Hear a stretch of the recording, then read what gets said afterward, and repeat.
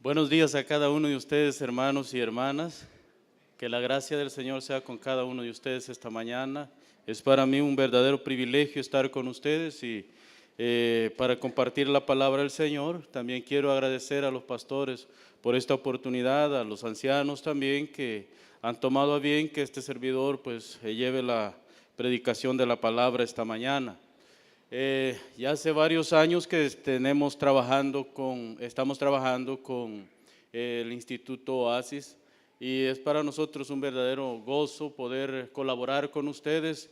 Han sido de gran bendición. Quiero públicamente, pues ya en privado lo hicimos con el pastor Mauricio, pero públicamente también quiero agradecerles a la iglesia y pastores y cuerpo de ancianos por apoyarnos también prestando sus instalaciones para múltiples actividades del seminario. Es un gozo estar con ustedes y poder ser colaboradores del reino, que eso es lo que el Señor nos manda a todos, ¿verdad? Esta mañana, hermanos, a mí se me ha encomendado hablarles acerca de las implicaciones de la reforma en la ética cristiana. Tengo que decirles que vacilé un poco cómo tratar el tema de la ética, aplicándolo desde la reforma hasta nuestros días, pero voy a hablar de tres cosas importantes esta mañana. También les digo que no sabía que el mismo sermón se podía predicar en la mañana, así de que preparé dos sermones. Más tarde pues estaremos predicando otro sermón, siempre en la misma línea, pero con diferente enfoque. Así es de que vamos a tratar esta mañana en el Decálogo, el capítulo 20 de Éxodo. Capítulo 20, verso 1 al 17, vamos a estar leyendo la palabra del Señor para poder introducirnos en esta mañana en el sermón. Así es de que lo leemos y dice la palabra del Señor. Y habló Dios todas estas palabras diciendo: Yo soy Jehová tu Dios que te saqué de la tierra de Egipto, de casa de servidumbre. No tendrás dioses ajenos delante de mí. No te harás imagen, ni ninguna semejanza de lo que esté arriba en el cielo, ni abajo en la tierra, ni en las aguas debajo de la tierra. No te inclinarás a ella, ni las honrarás, porque yo soy Jehová tu Dios, fuerte, celoso, que visito la maldad de los padres sobre los hijos hasta la tercera y cuarta generación de los que me aborrecen. Y hago misericordia a millares, a los que me aman y guardan mis mandamientos. No tomarás el nombre de Jehová tu Dios en vano, porque no dará por inocente Jehová al que tomare su nombre en vano. Acuérdate del día de reposo para santificarlo. 6 días trabajarás y harás toda tu obra, mas el séptimo día es reposo para Jehová tu Dios. No hagas en él obra alguna, tú, ni tu hijo, ni tu hija, ni tu siervo, ni tu criada, ni tu bestia, ni tu extranjero que está dentro de tus puertas. Porque en 6 días hizo Jehová los cielos y la tierra, el mar y todas las cosas que en ellos hay, y reposó en él el séptimo día. Por tanto Jehová bendijo el día de reposo y lo santificó. Honra a tu padre y a tu madre, para que tus días se alarguen en la tierra que Jehová tu Dios te da. No matarás, no cometerás adulterio, no hurtarás, no hablarás contra tu prójimo falso testimonio, no codiciarás la casa de tu prójimo, no codiciarás la mujer de tu prójimo, ni su siervo, ni su criada, ni su buey, ni su asno, ni cosa alguna de tu prójimo. Esta es la palabra del Señor. Hermanos amados, les decía que para mí fue un poco complicado encontrar una línea de pensamiento desde la Reforma hasta la fecha. La idea no es quedarnos en la época de la Reforma, sino traer lo que sucedió en la Reforma protestante hasta nuestros días. Y por eso hay 3 cosas que los reformadores prácticamente promovieron en la época de la Reforma. Uno es la ley de Dios. retornar al pueblo a la palabra de Dios, retornar al pueblo a las Escrituras, volver al pueblo a entender lo que significa verdaderamente el mensaje que Dios plasmó, que reveló en su palabra. Pero además de eso, otro, digamos, un documento que ellos retomaron, y en ese documento están expresas todas las doctrinas fundamentales para la salvación y para la vida cristiana, y es el credo de los apóstoles. El credo de los apóstoles es un documento que prácticamente le pertenece a la verdadera iglesia. Sin embargo, la iglesia apóstata, la iglesia que se alejó de la verdad, tomó ese documento y empezaron a promoverlo como propio, pero en realidad ese documento que fue elaborado aproximadamente en el año 325, que se le denominó el credo de los apóstoles, es un credo que resume las doctrinas fundamentales de las Escrituras. Pero además de eso, en el catecismo que escribió Juan Calvino, que es al que me estoy refiriendo, encontramos, ya dije, la ley, encontramos preguntas y respuestas acerca del credo de los apóstoles, pero también encontramos preguntas y respuestas acerca de la oración. Estos son los 3 puntos fundamentales, según Calvino, para desarrollar una vida cristiana de acuerdo a las Escrituras. Ahora, nosotros vamos a hablar en esta mañana por lo menos de 2 partes fundamentales. La parte que es la ley, y también vamos a hablar acerca del credo de los apóstoles, que tenemos que promoverlo como un credo de la iglesia universal, de la iglesia de Jesucristo, no de una denominación ni de un grupo en particular. La verdad bíblica que podemos encontrar en todo esto dice: Dios es ético y moral. Y el hombre, como imagen de Dios, es ético y moral. Nosotros somos diferentes a los animales. Nosotros somos diferentes a los ángeles. Nosotros somos diferentes al resto de la creación, porque en nosotros Dios puso su imagen. Y esa imagen es la que nos hace a nosotros razonar, la que nos hace entender y la que nos hace seres morales. Y en esa moralidad que Dios puso en nosotros es cuando nosotros entendemos que nos equivocamos, que pecamos y que fallamos y que transgredimos la ley de Dios. No así los animales. Los animales no pueden entender cuando pecan porque no tienen raciocinio. Ahora, ¿cuál es el propósito en sí de esa ley moral de Dios? El propósito principal, hermanos, que nosotros encontramos en Dios es su naturaleza. Es una naturaleza, siendo Dios un Dios ético, siendo Dios un Dios moral. Lo primero que se ve reflejado en sus atributos de Dios es la santidad de Dios. Y Dios nos llama a nosotros a que seamos santos como Él es santo. Nosotros no podemos practicar una vida inmoral y llamarnos hijos de Dios. No podemos hacer cosas antiéticas y seguir diciendo que somos hijos de Dios. ¿Por qué? Porque Dios demanda de nosotros a través de su ley que nosotros debemos de comportarnos como hijos del reino, como hijos de Dios. Ahora, cuando hablamos de estas partes, nos encontramos a Dios también como un Dios creador. Un Dios creador, y cuando hablamos de Dios como creador, hablamos que Dios no utilizó ninguna materia y hablamos de la trascendencia de Dios. Dios está sobre toda su creación, Dios está sobre todas las criaturas y Dios es soberano sobre toda su creación. Hay una gran diferencia. Ahora, sin embargo, no podemos hablar de la trascendencia de Dios sin hablar también de la inmanencia de Dios. Cuando hablamos de la inmanencia de Dios, hablamos de que Él tiene el control de toda la creación. Él es el que maneja cada área, cada aspecto, cada cosa que sucede en este mundo. No pasa desapercibido sin que Dios tenga el control de lo que sucede. De hecho, la Biblia nos dice que Él tiene contado hasta el último cabello de nuestra cabeza. Eso no significa que Dios se pone a contar nuestros cabellos. Lo que significa que Él tiene el control de todo lo que sucede en nuestra vida, pero también todo lo que sucede en la creación. Maravilloso eso, porque eso nos da la seguridad que nada se sale del control. Nada se sale de control. Usted dirá, ¿y por qué hay tanta violencia? ¿Por qué hay tanta maldad en este mundo? Eso no es problema de Dios, eso es problema de la caída, eso es problema del pecado que entró en el mundo. Pero incluso el pecado, muchas veces Dios lo utiliza para hacernos ver a nosotros quiénes somos y quién es Él. Ahí está la diferencia. Hermanos, otra cosa que es muy importante es nosotros como imagen de Dios tenemos responsabilidades.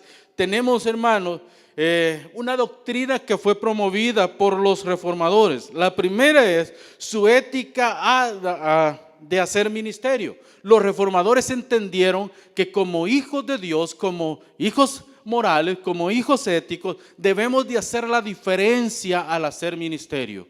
El ministerio tiene que estar basado en una verdadera ética y moral. ¿Por qué? Porque muchas veces cuando los misioneros, sobre todo, yo soy misionero y trabajo mucho en el área de misiones. Muchas veces me he encontrado misionero inflando los números o promoviendo lo que en realidad no está pasando para levantar fondos o diferentes causas. Eso es antiético y corrompe la verdad bíblica. Entonces, la iglesia romana en ese entonces estaba pasando un momento crítico. Había mucha inmoralidad, incluso en el mismo Santa Sede, como le llamaba Martín Lutero. Por ese viaje que Lutero hizo a la Santa Sede, cuando regresa a Alemania, Lutero venía definido de qué es lo que iba a hacer, cómo iba a comenzar aquel gran movimiento que comenzó como algo pequeño en Alemania y llegó a influenciar todo el mundo. Ese movimiento del siglo XVI cambió toda la perspectiva de ministerio. Ya no era enfocado en una iglesia, enfocado en el paganismo, enfocado en la idolatría, enfocado en el verdadero paganismo, sino que estaba enfocado en ¿qué? En la gracia soberana de Dios para salvar a aquellos que tienen que ser salvos. Esa fue la propuesta ministerial de los reformadores. Otro fue el cambio de ética en las misiones. Ir a hacer la misión ya no era un asunto de que vamos a ir para hacernos ricos, sino era un asunto, vamos a llevar la palabra de Dios a los que no han escuchado la palabra de Dios. Y su vida cambió. Esa es la tercera. Su ética cambió, su manera de verse a sí mismo cambió. Hermanos, los reformadores se opusieron. Fíjense bien, se opusieron contra un sistema religioso, contra un sistema político y contra un sistema económico grande. Por eso es que entendemos las palabras de Martín Lutero cuando después que rompió con Roma en la dieta de Worms, cuando lo reunieron en esa dieta, Martín Lutero pronuncia estas palabras: yo estoy completamente rendido a la palabra de Dios y no puedo ir en contra de lo que creo.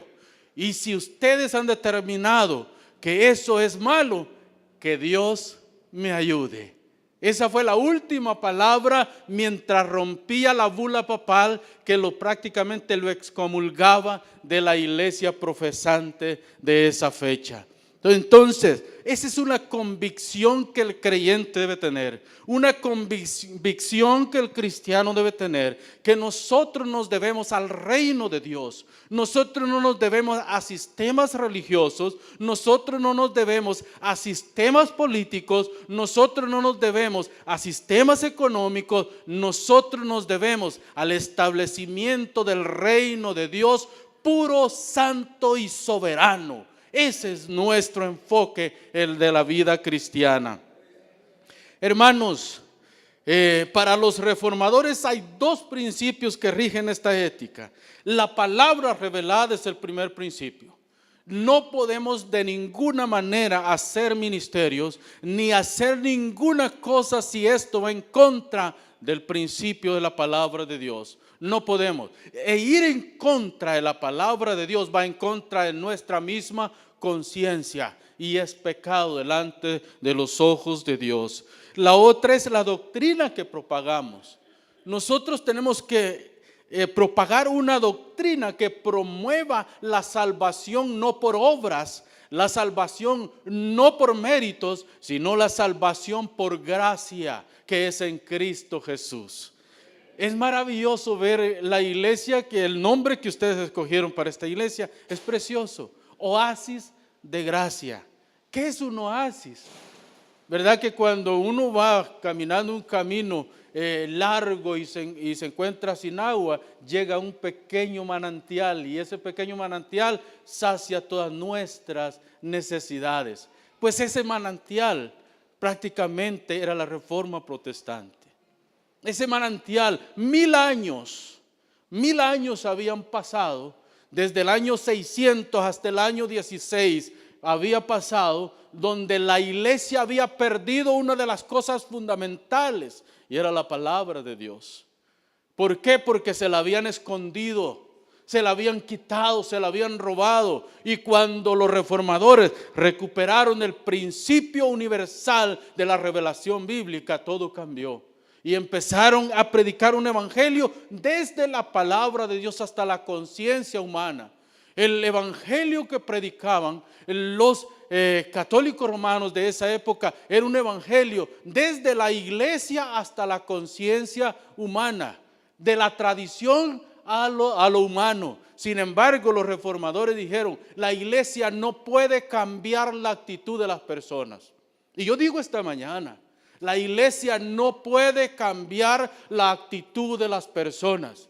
Lo que cambia la actitud y la aptitud de una persona es solamente el mensaje puro de la Biblia bien expuesta. Eso es lo que transforma a las personas. Eso es lo que cambia el rumbo de la iglesia. Eso es lo que cambia toda una manera diferente de hacer ética. Ahora vamos a entrar en los 10 mandamientos. Los primeros 4 mandamientos, porque aquí hablamos de discipulado. Ahora una pregunta, hermanos: ser discípulo cuesta.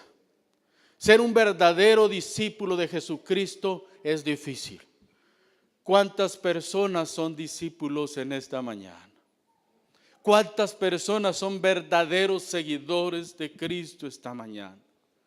Porque ser seguidor de Cristo tiene que ver con una relación verdaderamente pura con Dios. Es nuestra relación con Dios. Los primeros 4 puntos del decálogo tienen que ver con la parte vertical de ¿qué? De la cruz de Cristo. La cruz no comienza en la parte horizontal, comienza en la parte vertical. Y el discípulo comienza siendo primeramente seguidor de Dios, pero tiene una responsabilidad con la sociedad. Esa responsabilidad es en la parte vertical, donde Cristo extendió su mano derecha y su mano izquierda para que fuera clavado. Ahí el Señor estaba abriendo una puerta, uno para las misiones y otro para ser verdaderamente un discípulo del Señor. Somos discípulos del Señor. Ahora, hermanos, la relación del cristiano con Dios. Los reformadores aseguraban, hermanos, los reformadores aseguraban que la vida cristiana comienza con Dios. De Dios, del corazón de Dios al corazón del ser humano. La vida cristiana comienza de Dios hacia nuestra conciencia, hacia nuestra voluntad. Cuando Dios tiene el dominio de nuestra voluntad y de nuestra conciencia, nosotros caminamos en santidad, en pureza, en buena voluntad y en la obra del Señor. Pero cuando somos nosotros los que manejamos nuestra vida se va tornando un verdadero desastre, porque el hombre no puede manejar su vida. Cuando Cristo no es el centro de la vida de una persona, su vida está corrompida, está paganizada y está destruida y a borde de la bancarrota, si no es que está en la bancarrota.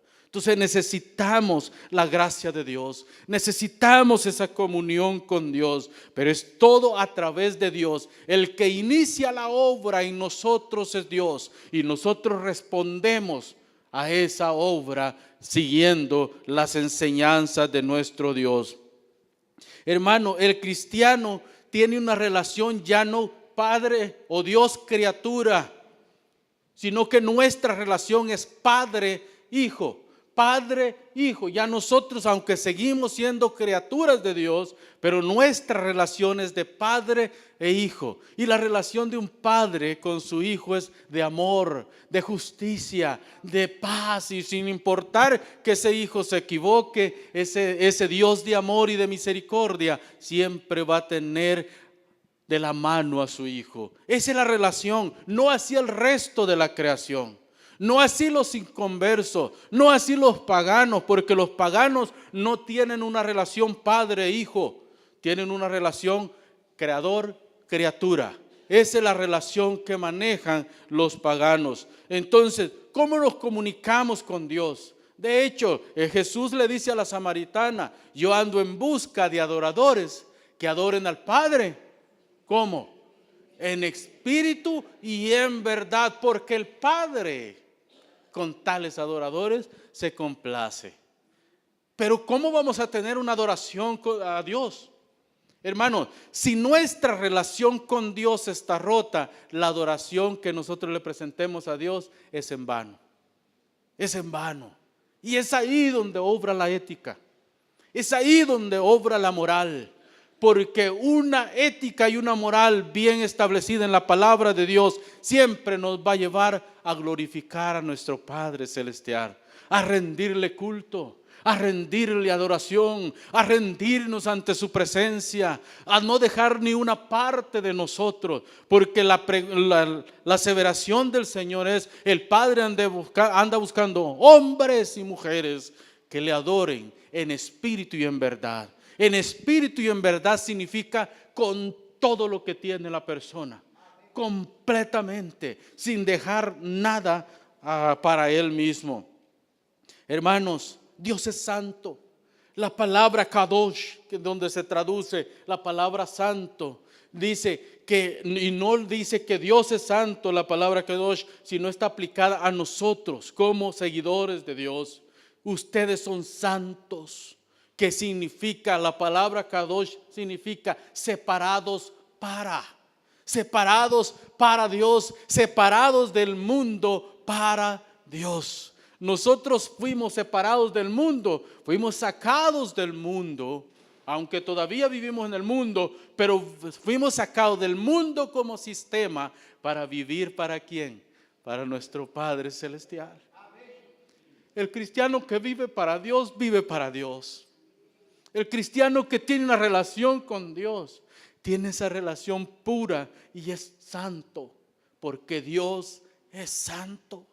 Él dice en Levítico 20, verso 2, él dice, 19, verso 2, sé santo porque yo soy santo, dice Jehová de los ejércitos. No está pidiendo, dame una parte de ti.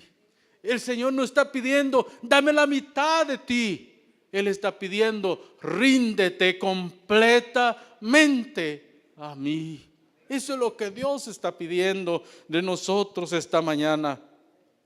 Los reformadores recuperaron esto y empezaron a ver que la iglesia que propagaba tener la verdad estaba completamente equivocada. Y su ética ministerial, su ética cristiana estaba corrompida por el paganismo que había entrado a la iglesia. Hermanos, por eso Dios en su ley moral nos exige 4 cosas. 4 cosas nos exige Dios en su ley moral, en los primeros 4 mandamientos. Hay que reconocer la supremacía de Dios. Dios es soberano sobre todo, absolutamente todo. Éxodo 22 dice: yo soy Jehová vuestro Dios. Yo soy Jehová vuestro Dios. hermanos, en ese apartado, en esa pequeña palabra encontramos Dios, hermano, fuera de Dios no hay Dios. Fuera de Dios no tenemos, estamos, como dijimos antes, en completa bancarrota sin Dios. Ahora, número 2, no tendrás dioses ajenos. Y es aquí donde se pone duro el asunto. No, pero yo, hermano, yo no tengo dioses, yo no tengo ídolos. ¿Qué es lo primero que viene a nuestra mente cuando hablamos de dioses ajenos? Ídolos, ¿verdad? Es lo primero que viene a nuestra mente. Hermano, cualquier cosa que desplace a Dios de su trono es idolatría. Cualquier cosa, sin importar lo que sea. Puede ser un auto, puede ser un hijo, puede ser una carrera, puede ser cualquier cosa que quite a Dios de su trono. Es idolatría. ¿Y él qué es lo que dice? No tendrás dioses ajenos, porque yo soy Jehová que te saqué, ¿verdad? Mire, qué tremendo esto, hermanos. La reforma recuperó la verdad. Hay un solo Dios, un solo Dios. Y ese Dios es el que exige de sus hijos adoración. Los dioses del panteón romano, del panteón griego, del panteón que se había propagado en el siglo XVI, no son dioses. Esos son solamente ídolos. Nuestro Dios merece nuestra adoración. Hermanos amados, pero el tercero dice, no blasfemarás el nombre de Jehová vuestro Dios. Verso 7. Cuando hablamos de no tomar el nombre de Jehová en vano, estamos hablando de blasfemar el nombre de Dios. ¿Pero qué es eso? ¿Qué es blasfemar el nombre de Dios? Hermano, el nombre de Dios es tan santo y se conoce como el tetragramatón. El tetragramatón no es otra cosa más que las 4 consonantes que componen el nombre de Dios, porque en realidad no es nombre. Más adelante, cuando tradujeron la Biblia del hebreo y el arameo al griego, entonces sacaron de Adonai y El Shaddai las 2 vocales para crear lo que hoy se conoce como Yahvé o Yahweh. Pero en realidad el nombre de Dios no significa nada. Así fue como se le reveló a Moisés con el tetragramatón. Y eso significa que el nombre de Dios es tan santo que debemos de cuidar cuando lo pronunciamos.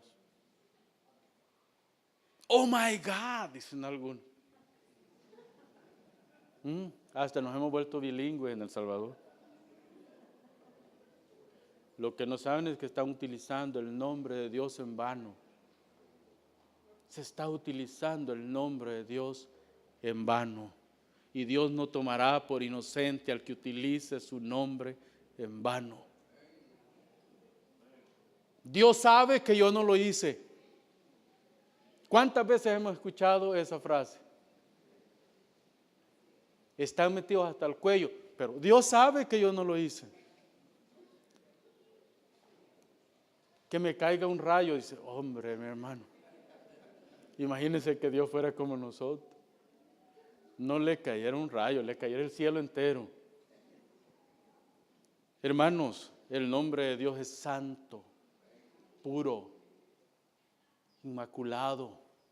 De hecho, los traductores que tradujeron la Biblia griega, que tradujeron del hebreo y del griego y del arameo al griego koiné, ellos utilizaban el lápiz que utilizaban o la pluma que utilizaban para escribir el tetragramatón, era desechado completamente.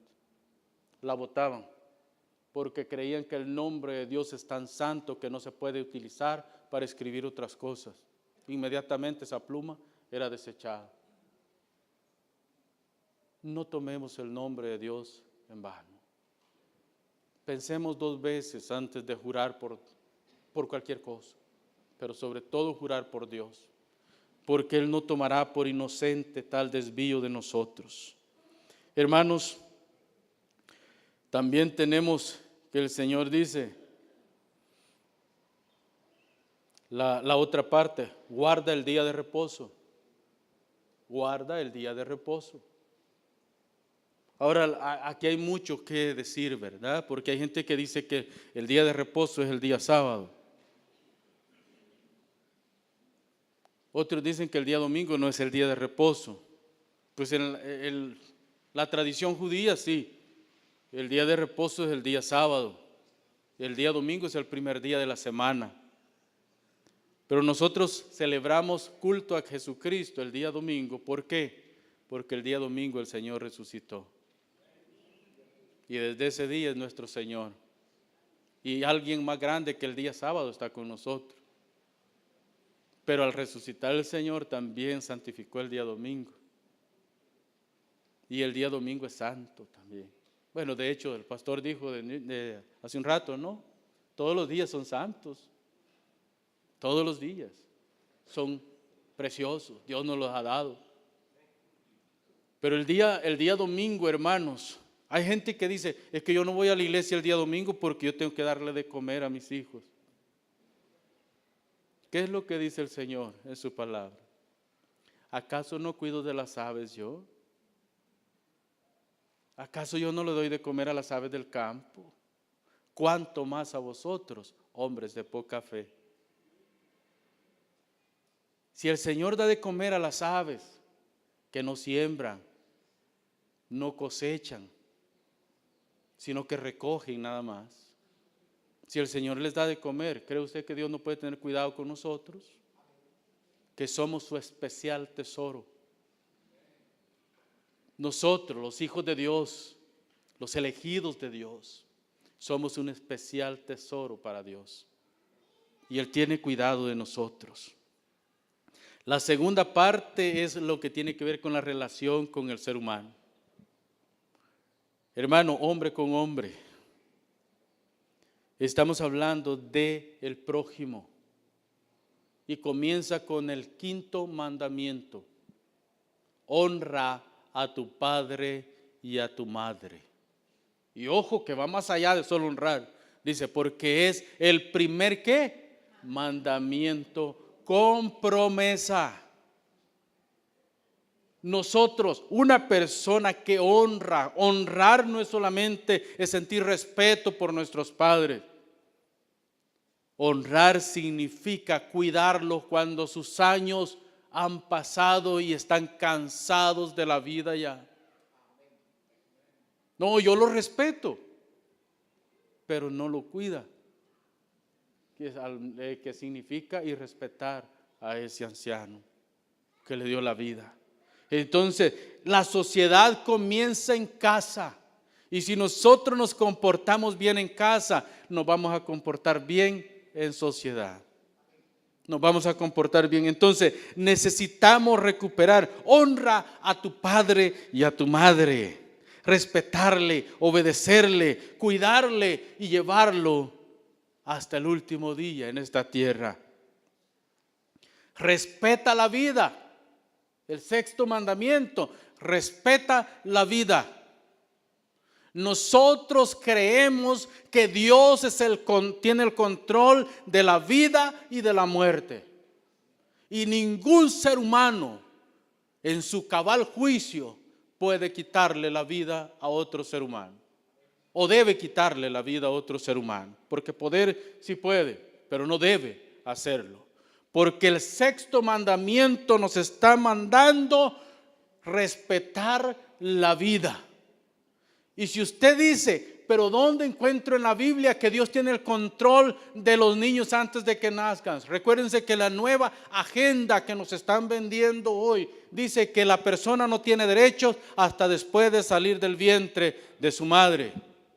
Pero el Salmo 139, verso 13 al 16, nos habla contundentemente que Dios está presente en el mismo acto de concepción del ser humano.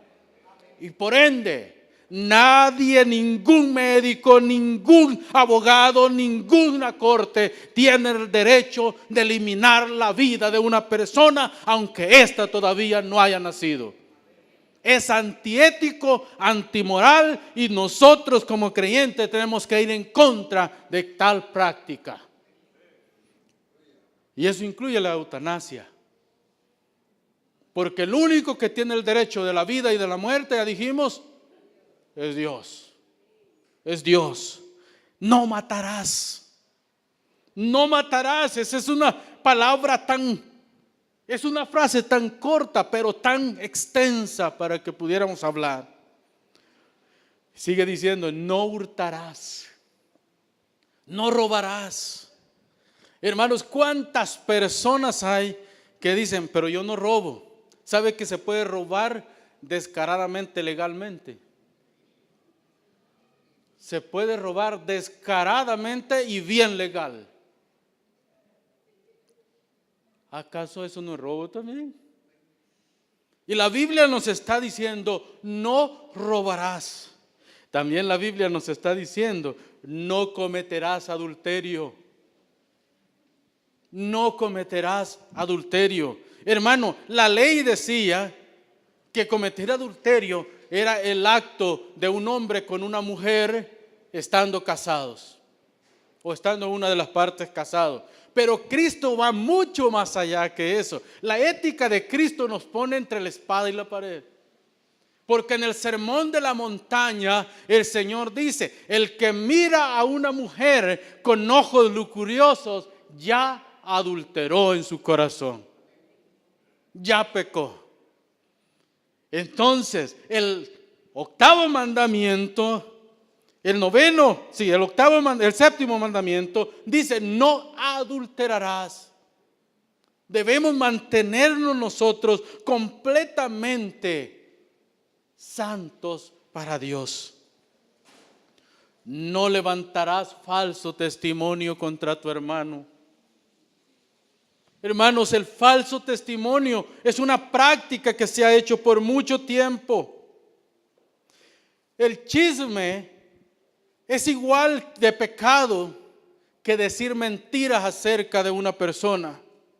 El chisme es solamente una verdad, pero como a la persona no le importa difundir esa verdad, tiene que callársela. Aunque sea verdad, ¿qué es lo que nos manda la palabra de Dios? Es a guardar silencio si no vamos a confrontar a la persona que nosotros observamos que está en pecado. La difamación es algo diferente.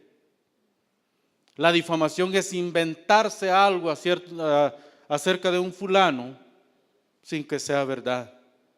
Y las dos nos enmarca, hermanos, este mandamiento: no levantarás falso contra tu hermano.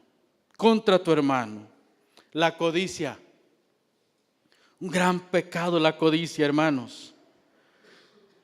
Porque el que codicia la casa de su hermano o de los demás, esa persona prácticamente está poniendo a Dios a un bajo nivel. Dios no tiene cuidado de mí. Pero vamos a entrar al credo de los apóstoles, porque el tiempo es un problema serio con este servidor que no lo sabe manejar.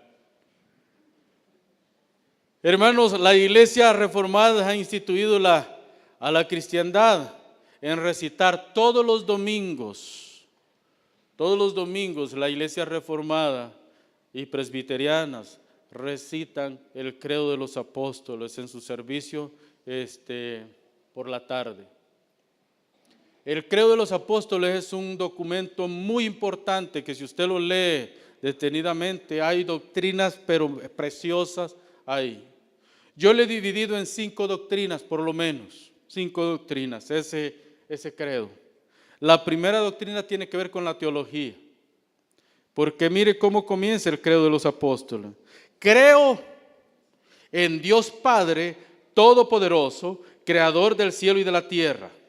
Esa es la primera frase acerca del credo. Creo en Dios Padre Todopoderoso, Creador del cielo y de la tierra. Teología pura.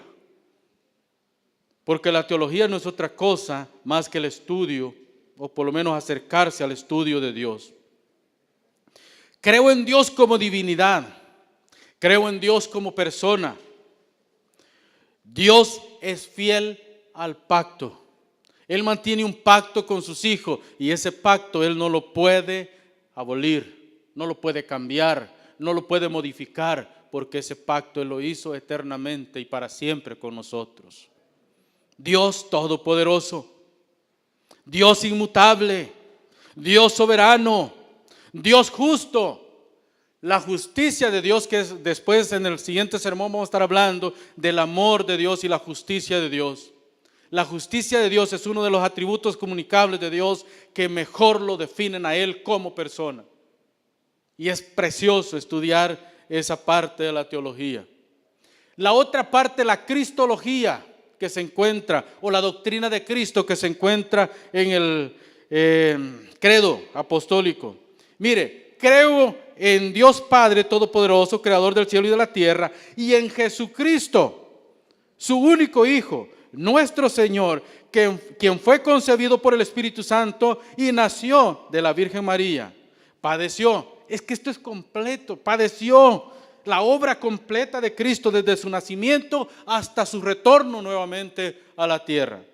Padeció bajo Poncio Pilato, fue crucificado, muerto, sepultado, descendió a los infiernos, al tercer día resucitó de entre los muertos, subió a los cielos y está sentado a la diestra de Dios Padre. Intercesión directa.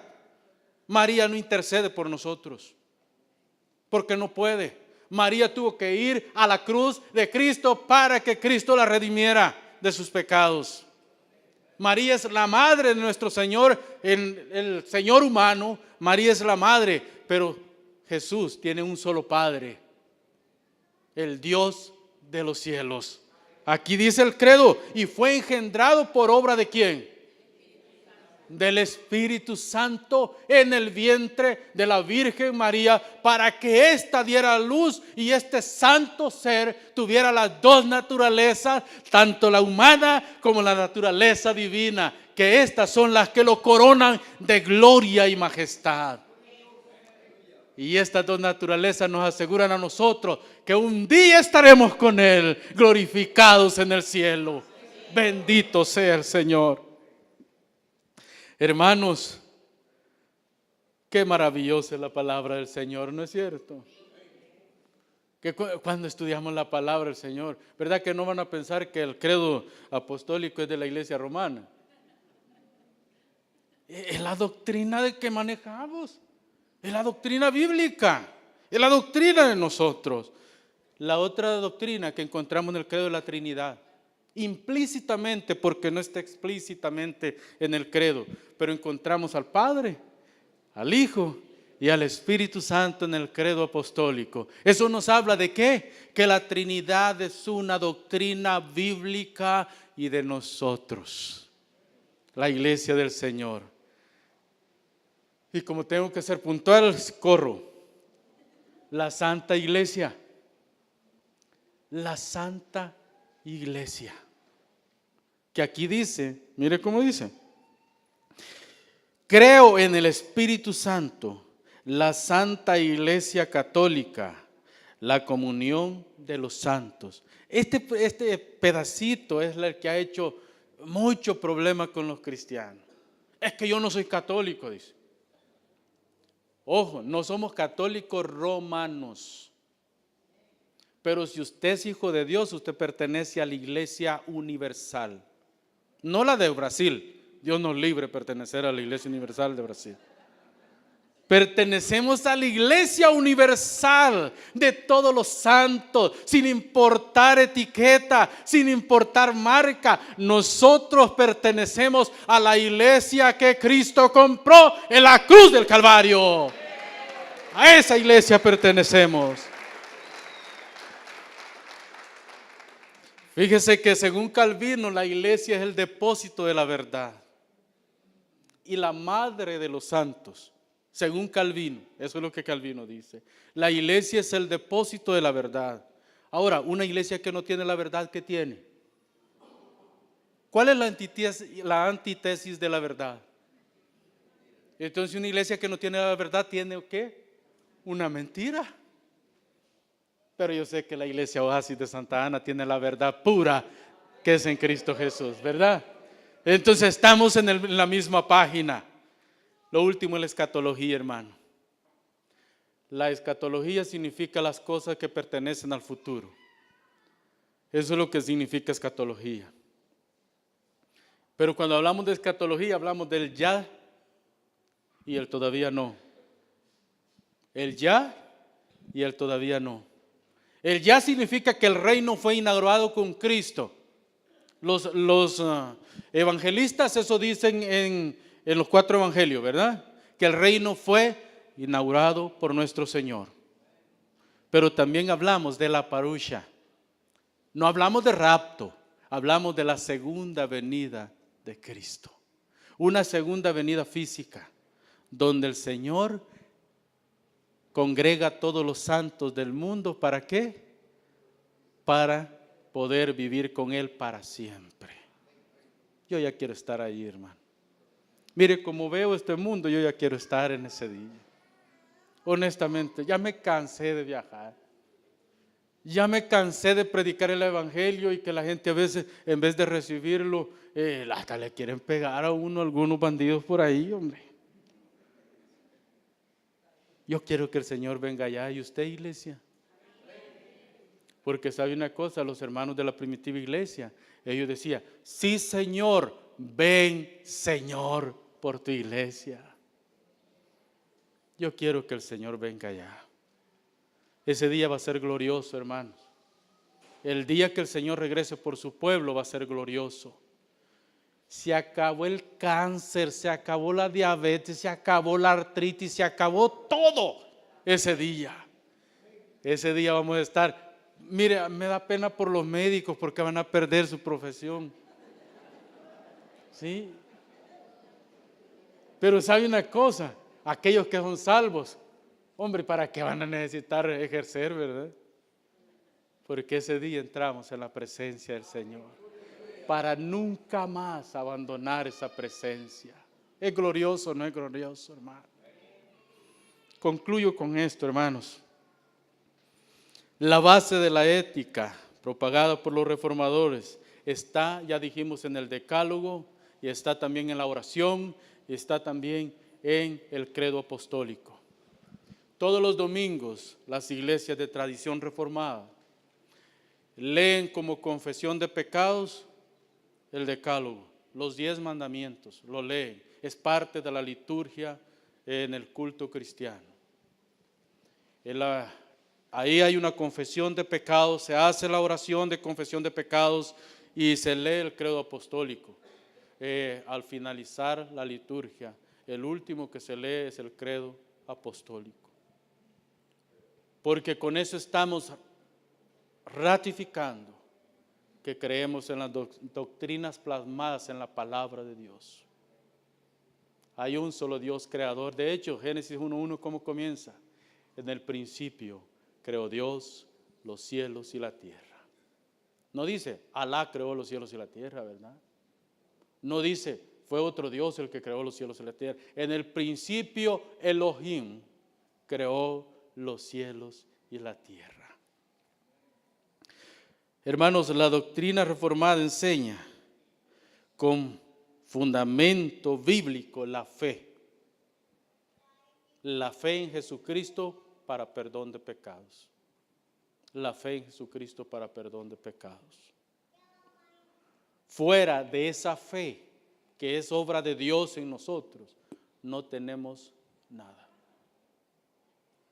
De hecho, ese fue el gran, tal vez no el gran descubrimiento, pero sí la gran doctrina que Martín Lutero pudo ver en la palabra de Dios y que le hizo libre de toda la psicosis religiosa que tenía.